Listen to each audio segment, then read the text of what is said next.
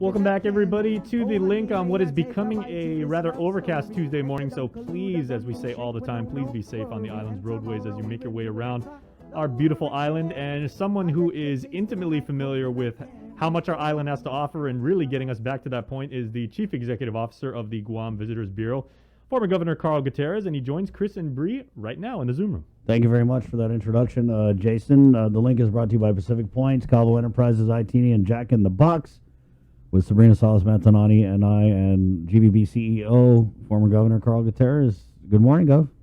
Morning, Bree and Chris. Thank you for having me. Wow, we have tourists.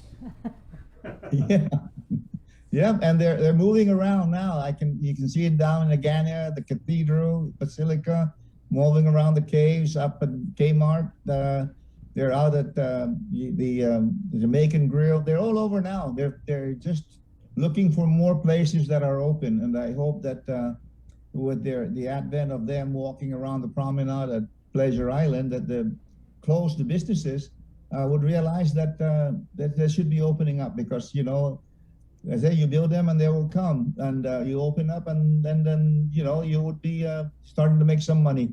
So hopefully that their presence would give some hope to some people to open up earlier than they anticipate.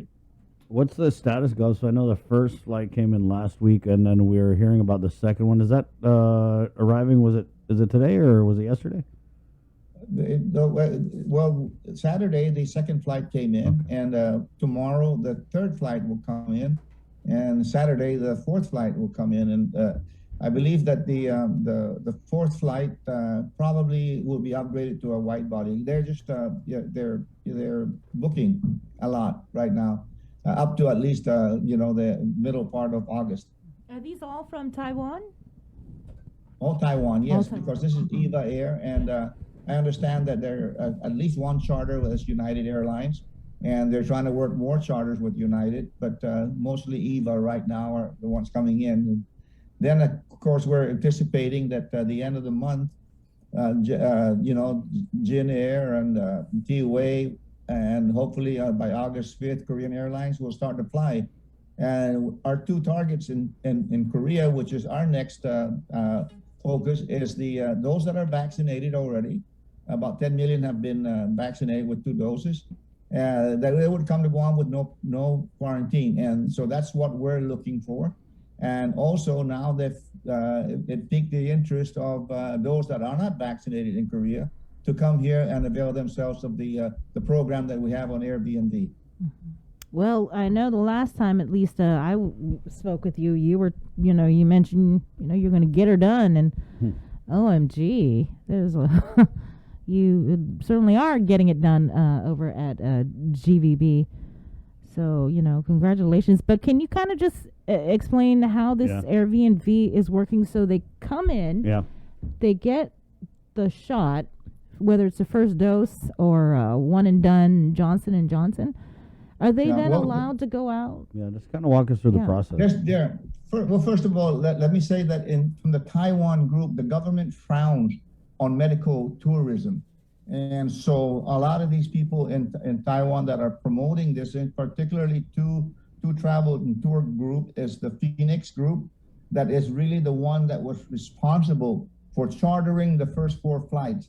While Lion was working with China Airlines, but China Airlines got scared because they're kind of a government airline, and they don't want to get caught up with this Airbnb thing because it's like medical tourism.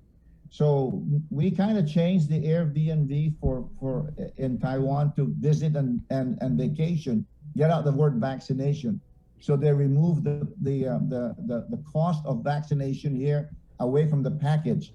So when those visitors come here, they pay it on their own. But you come in and you are quarantine free. You go to the hotel, you get your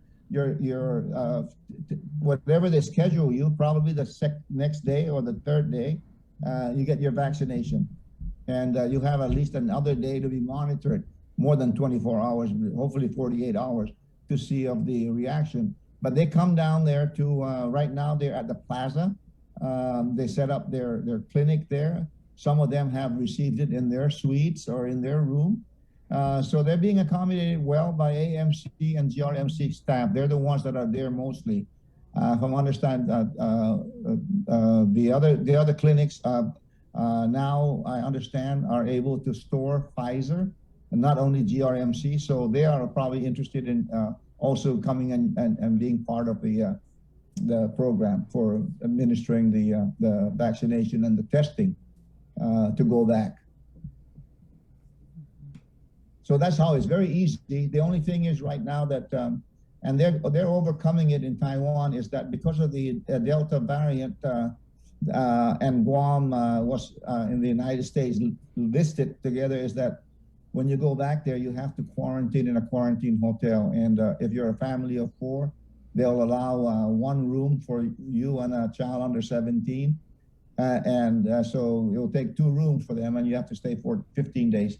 So that's the deterrent right now, but they're jumping over that, and they don't mind. They're going to come here and do that on the way back. So hopefully that we can convince them that there is no Indian variant here, and that they would remove Guam from that list of mandatory quarantine for 15 days.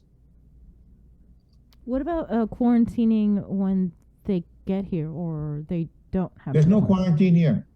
They're Okay. treated just like any of us. That the quarantine was lifted July 4th when you come in, but you have to have a negative PCR okay. test Okay.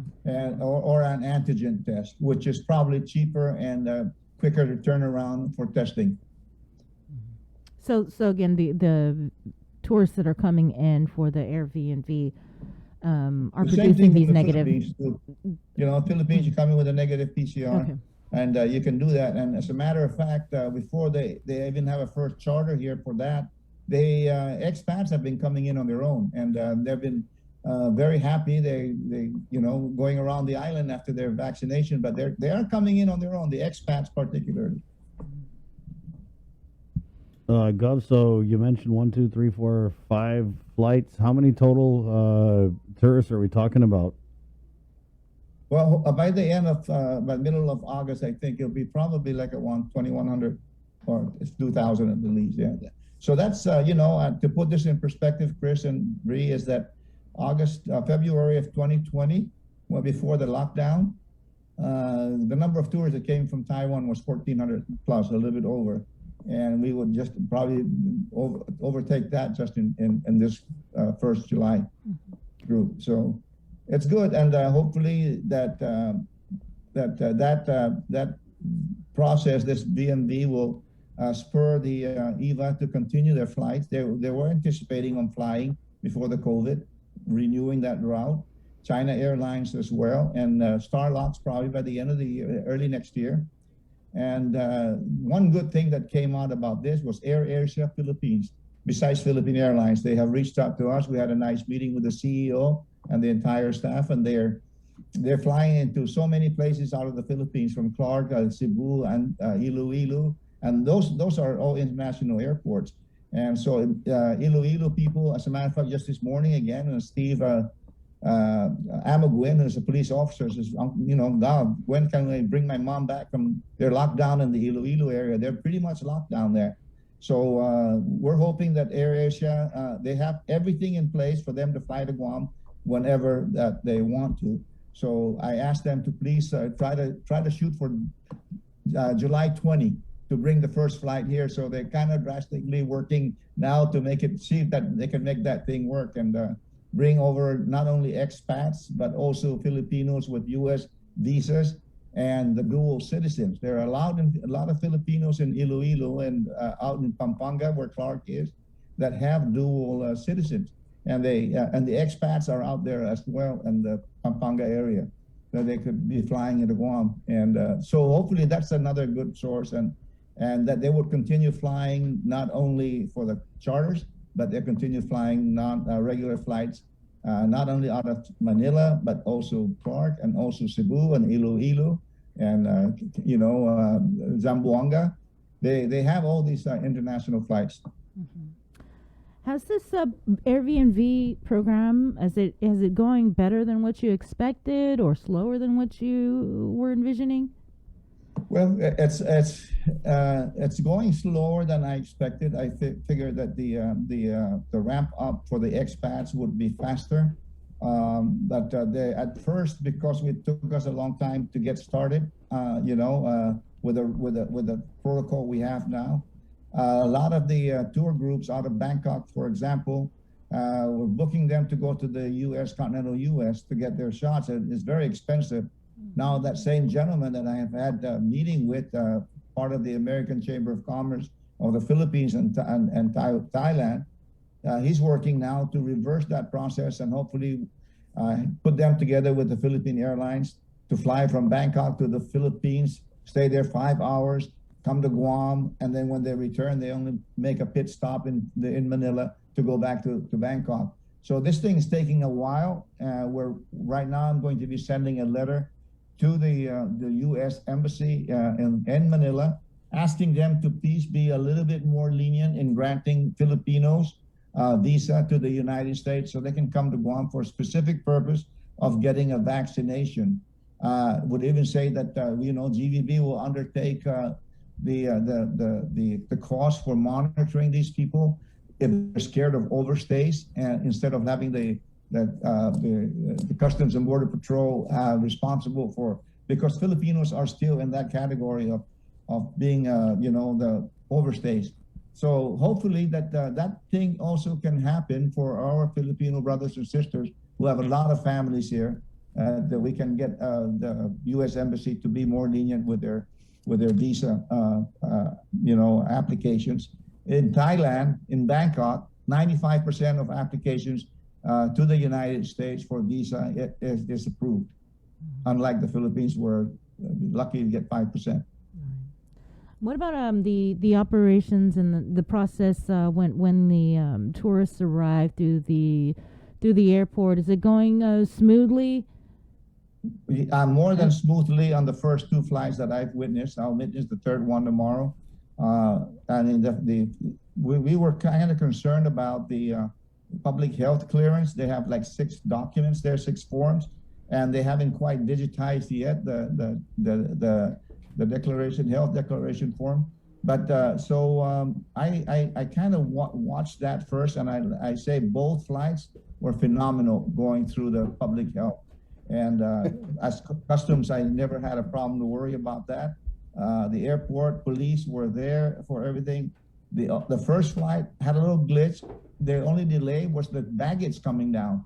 And I guess I said it often enough on the air and in the paper that the second flight, the baggage was down there already before I even got down there. So things are so phenomenally working well that once we get that digitized public health document, it'll continue to go just as well. Yeah, I'm surprised that hasn't been digitized. I didn't know. Like when I came in from Vegas a couple of weeks back, I was surprised that there was that form that I had to fill out, and surprised that it wasn't, digitized. So that would be really helpful.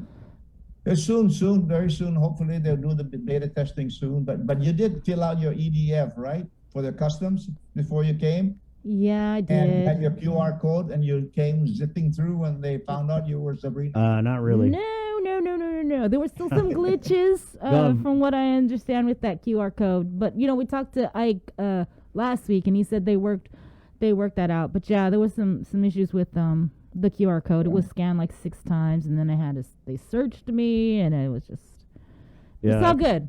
Yeah, Gov, Sabrina doesn't breeze through anything. We'll get better. They find out it's Sabrina. They're like, okay, extra measures. No, it was good, though. I mean, they're just doing their jobs. Gov, I wanted to ask, so now that we've got the tourists, it's actually a Facebook comment here. Now that the tourists are coming in, is there any thought or discussion on opening up the Wednesday night market at the Chamorro Village? I have not explored that thing right now. The governor will probably have to approve that because that's under the control of the governor. But that's a good idea for us to explore how they feel about it at Avenue. And hopefully we can, like I said, they're probably, if they're only in suspension for a while, those businesses should, of course, petition to get it opened up if they really are ready. And we can, but I think it's a wait and see game. to see how this thing continues, whether the tourists will continue to come under the VNV, or if the governor hits her 80% in July 21st and lifts everything, and a lot of people can just fly in, then the tourism will really open up. Like August, first week of August is what we're looking at for the Korean market. And Gov, what about this discussion that I think you guys are having about giving the tourists $500 to spend? Yes, we're shooting for August 1st as that thing. We're still refining it, trying to figure out how to do the mechanics of it, debit cards, etc. So we're looking at that, but we have approved that. We're even probably shifting over to paying for the PCR test on the way out for the Koreans and others. But for the Korean market, we want to assure them that would be accomplished. So that's where we're looking at least for the up to December. Any update on Matapang? The Matapang? Matapang project, yeah. Has there been any? It's update? still ongoing. You know, it's working through the design, and they have to do something about the Matapang. Although it's going to be really upgraded in the park and and fire and the police, the most important part of that is that the drainage that's under there from the PIC all the way down to Fiesta Hotel. That's where that thing is going to be really valuable to do soon, before there's too many tourists coming now. But we're waiting for the money to come from hopefully ARC or however else they said, give us that $18 million to be able to sign the contract at the August, September. Can we switch gears? I know you've been really busy wearing your GVB hat, but is there anything to report as the permittings are?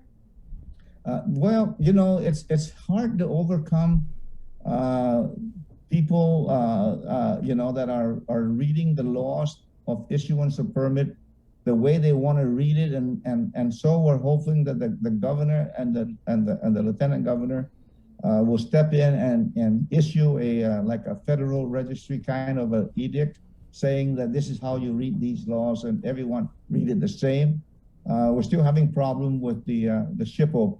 That's where it is right now. Frustrated businesses are still crying out to us about their expectations, and it's not being met. So I know that Vince Ariola has been the most forthcoming at Public Works, and so he's following up, and hopefully that his final authority will prevail over anybody else, and permits will start to be issued. Okay. There have some already been issued, you know, but there's still 2 or 3 that are probably going to lose some kind of funding if they don't get it approved quickly. But we're working on that. Patrick Sherman is my lead man on this thing, and he's been involved with the lieutenant governor and the business, you know, the one-stop center crew with Daphne Shimizu. They have been working very closely, but they, and it's moving forward. I think the lieutenant governor is going to just, you know, just take charge, and I think it's gonna work well. All right, guy. Well, I'm sure you will get it done. So Get it done, yeah. One way or another. Well, thank you once again for joining us here on the link and providing us all the updates, and you know, good luck. Well, thank you very much. Good luck on. I appreciate it, and anytime. All right. Thank you, Gov. Thank you. Best Joss.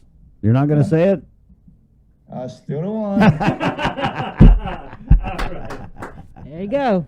All right, I can't hang up on him until he says it. All right. 8:46, quick break, and we're... That's the unofficial 11th commandment. That's the unofficial 11th commandment. You can't hang up until you get the line. It's 8:47. We're coming back with Melanie Guerrero, the mother of murder victim Michael Castro, next, right here on the link. Good morning. A new musical competition series from NBC focusing on original music is in the works, and they're looking for